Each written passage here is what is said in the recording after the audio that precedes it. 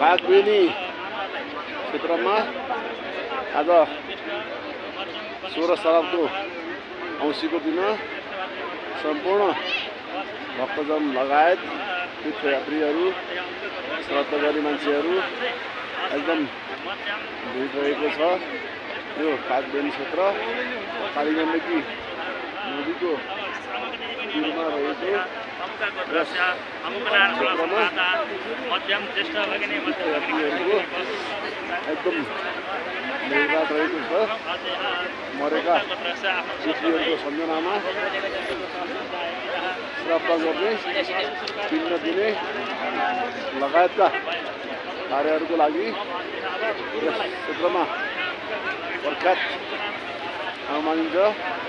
नेपाल, भारत लगायत अन्य देशहरूबाट पनि विभिन्न तीर्थयात्रीहरू आउने र यस क्षेत्रमा पूजा गर्ने, श्राद्ध गर्नको लागि आफ्नो तिथिहरू गरेका बाबुबाजेहरूको सम्झनाको लागि यस कागबेनी क्षेत्रमा 16 श्राद्धको औँसीको दिन बिहान सबैजना जम्मा भएको अवस्था छ। हामीहरू पनि यस कागबेनी क्षेत्रको अवलोकन गरी अनुरोध छ। आउने सबै व्यक्तिहरू यस क्षेत्रमा आएर दर्शन गर्नुहोस्।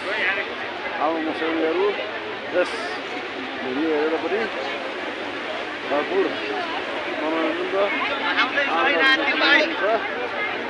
र यस 16 श्राद्धको औँसीमा महत्त्वपूर्ण दिन कागबेनी क्षेत्र वर्षभरिमा एक उत्कृष्ट रूपमा रहेको छ। यस दिनमा धेरै तीर्थयात्रीहरूको भिड रहेको छ। यसरी यो कागबेनी क्षेत्र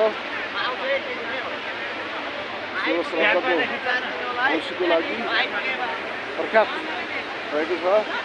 मृत्युमा दर्शन गर्न आउने सम्पूर्ण व्यक्तिहरू कागबेनीमा आएर श्राद्ध गरेर र मुक्तिनाथ जाने प्रचलन रहिआएको छ।